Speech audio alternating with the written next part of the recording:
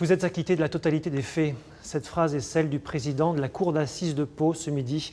Nicolas Bonnemaison est donc acquitté. L'ex-urgentiste de Bayonne était jugé pour l'empoisonnement de 7 patients en fin de vie. Voici le déroulé de cette dernière journée d'audience d'un procès qui fera date. Sabrina Corrieri, Christian Etchegaray. Nicolas Bonnemaison quitte la salle d'audience dans une cohue indescriptible, acclamée par ses soutiens. Il n'a fait aucune déclaration et a rapidement quitté le palais de justice, libre, acquitté de la totalité des faits reprochés. Pour ses avocats, cette décision est un message envoyé aux hommes politiques. Cette décision est énorme.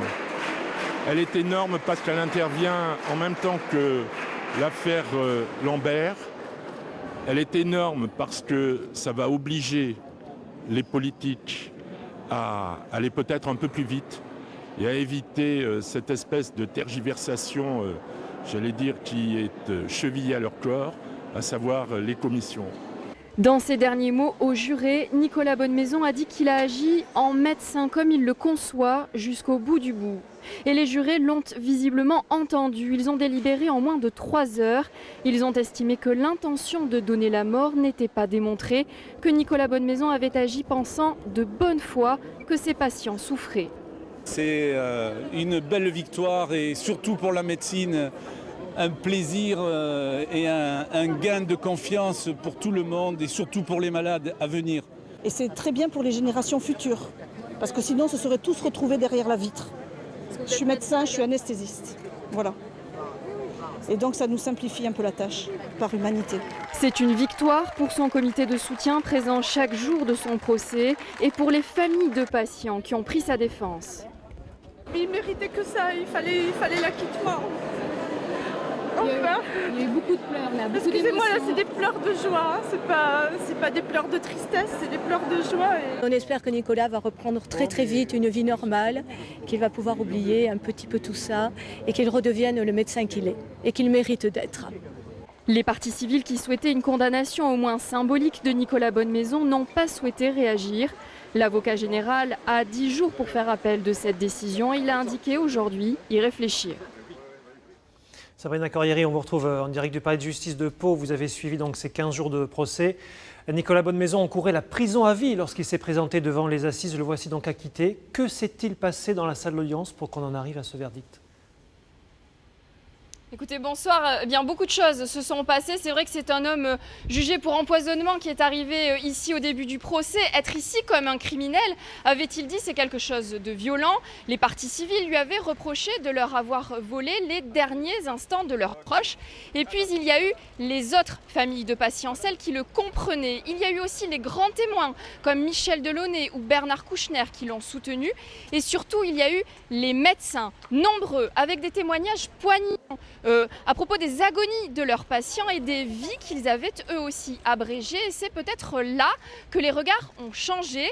Et enfin, il y a eu son attitude à lui, toujours sincère, digne, une attitude soulignée même par le président pendant les débats, une attitude et une personnalité qui ont certainement compté pendant ce procès. Alors quel est l'avenir professionnel à présent de Nicolas Bonnemaison ?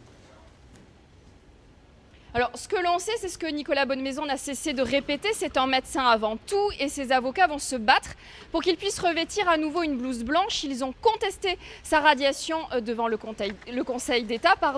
Ils contestent aussi le procès verbal de son audition devant le Conseil de l'Ordre des médecins. Une plainte pour faux a été déposée avec constitution de partie civile. Nicolas Bonnemaison, lui, l'a dit pendant le procès.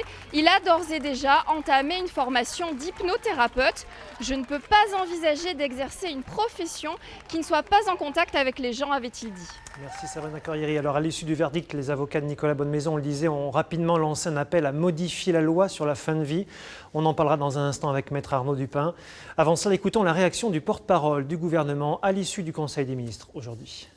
Il y a, par rapport à la loi Leonetti qui existe aujourd'hui, des améliorations à apporter à cette question de la fin de vie, avec les objectifs qui ont été rappelés d'ailleurs par Marisol Touraine, à la fois sur la grande question posée par les soins palliatifs, les alternatives, et puis en même temps des possibilités de décision qui doivent être prises de manière extrêmement collégiale et avec des règles qui doivent être définies. C'est pourquoi moi je fais confiance à la mission qui est engagée par M. Leonetti et M. Claes. Bonsoir Maître Arnaud Dupin. Vous avez défendu Nicolas Bonnemaison aux côtés de Maître Benoît Ducossader. Cet acquittement, on peut dire que c'est un tournant dans le débat de société sur la fin de vie. Le débat sur la fin de vie s'est invité dans cette enceinte judiciaire et effectivement c'est un tournant parce que nous avons vu défiler à la barre des praticiens, nous avons vu défiler à la barre des témoins des agonies, nous avons surtout vu des politiques et nous avons vu le docteur Nicolas Bonnemaison nous parler d'un sujet qu'il connaît parfaitement bien.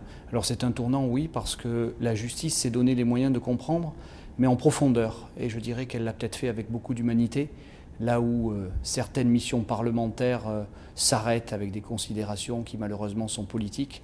La fin de vie, ça touche tout le monde et c'est une préoccupation majeure des Français. Il faut prendre le problème par le corps.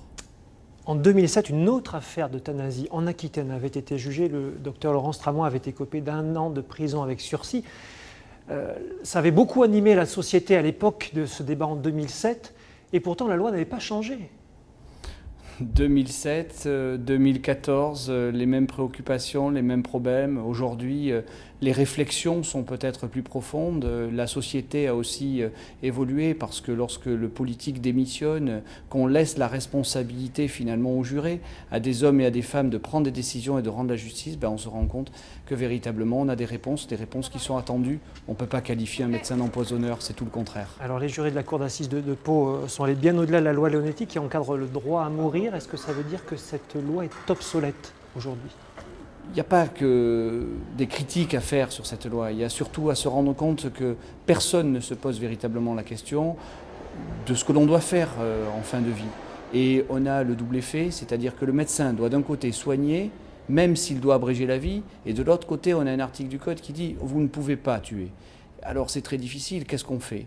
Eh bien, on agit en médecin, en âme et conscience, on se projette justement dans les souffrances qui peuvent être terribles dans les dernières minutes ou dans les dernières heures, et les familles sont là, elles assistent impuissantes. Est-ce que les médecins doivent rester impuissants si la solution de bien appliquer la loi, c'est de fermer la porte ? Ça n'a jamais été ce qu'a envisagé le docteur Bonnemaison, c'est justement aller au-delà et de se soucier de ses patients et de leur donner ce qu'ils doivent avoir dans leurs dernières heures de vie, c'est-à-dire une mort apaisée.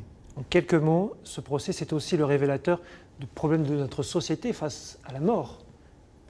Oui, nous sommes tous concernés par la mort. On le voit bien, chaque politique, dès qu'il le peut, il parle de faire évoluer la loi.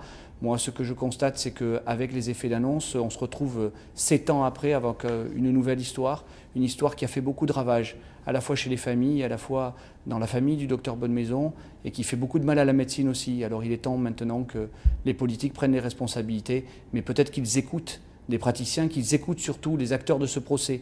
Parce que véritablement, c'est là qu'elle est la vérité, et c'est là que sont les attentes, et c'est par là que sortiront des décisions. Merci Maître Arnaud Dupin. Alors, on parlait à l'instant du cas de 2007 en Dordogne. On accueille Laurent Stramont-Gaillard en duplex depuis Périgueux. Merci d'avoir accepté notre invitation. Vous aviez été donc condamné à 1 an de prison avec sursis en 2007 pour un cas d'euthanasie à Saint-Astier, en Dordogne. Quelle est votre réaction ce soir à l'acquittement de votre confrère Nicolas Bonnemaison ? Je suis soulagée pour lui parce que c'est vrai que c'est une épreuve qui n'est pas facile. J'y suis passée, donc voilà. Soulagée, soulagement intense, voilà, pour lui. Est-ce que ça signifie que le regard de la société a changé entre 2007 et 2014 ? Ou c'est un hasard ? Je pense que j'ai toujours pensé qu'il fallait laisser au temps le temps d'agir. Et c'est ce qu'il a fallu. Il a fallu 7 ans pour passer d'un verdict d'emprisonnement avec sursis sur un verdict d'acquittement. Donc c'est l'évolution naturelle des choses. Voilà.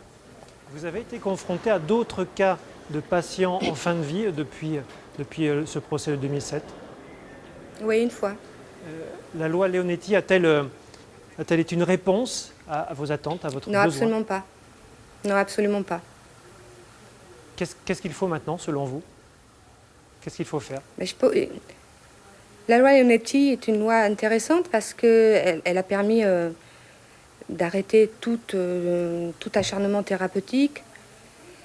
Elle a permis d'arrêter tous ces traitements inutiles dans les phases terminales. Mais elle n'a en aucun cas traité et considéré la phase agonique.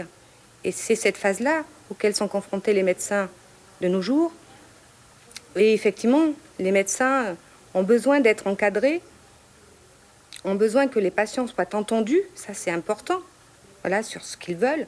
Alors bien sûr, on parle dans une situation particulière, des phases agoniques, où il reste quelques heures, voire 1 ou 2 jours, où le patient ne supporte plus son état, effectivement, où tout ce qui est utilisé en médecine, que ce soit des thérapeutiques ou des instruments, ne permettent pas d'assurer, je dirais, une qualité de fin de vie honorable aux yeux du patient.